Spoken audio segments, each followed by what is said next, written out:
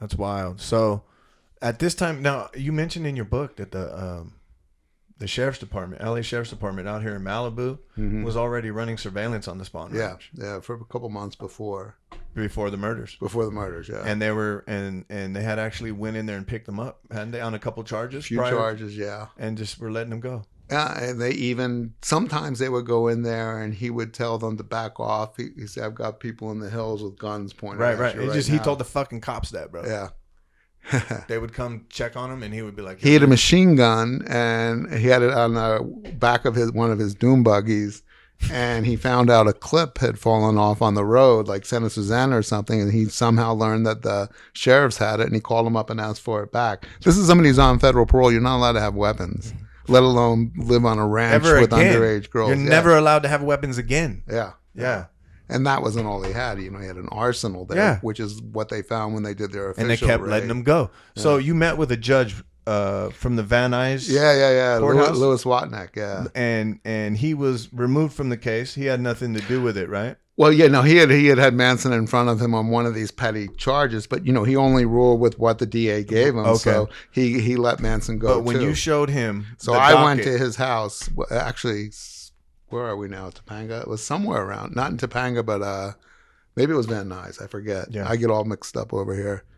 He was retired. He was dying of something. He was on a what do you call it, respirator, and had a real gravelly voice. But luckily, my tape recorder caught it. So he was looking at all of my documents I brought that I had gotten from several different places, but the most importantly, I got a bunch of them from the U.S. Bureau of Prisons, his federal parole file. BOP, yeah. And I showed him to Watnick, and he's going through them at one after another, seeing all these times Manson should have been either prosecuted or just had his parole revoked. And he goes, you know, sometimes you can just write this off to incompetence, you know, mistakes, pure, you know, we didn't even have computers then. But this, he goes, this is all chicken shit.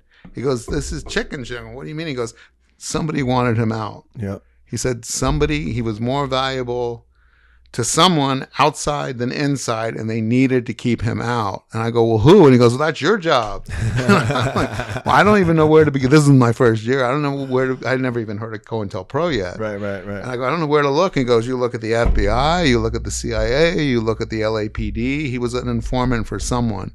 Now, a lot of people think an informant means like literally all you do is whisper in a cop's ear about it. Right. But they say it's any kind of relationship with law enforcement where you don't even have to give them information sometimes. You just have to provide them access to your own anything. Right. You don't know what it is, but you're protected.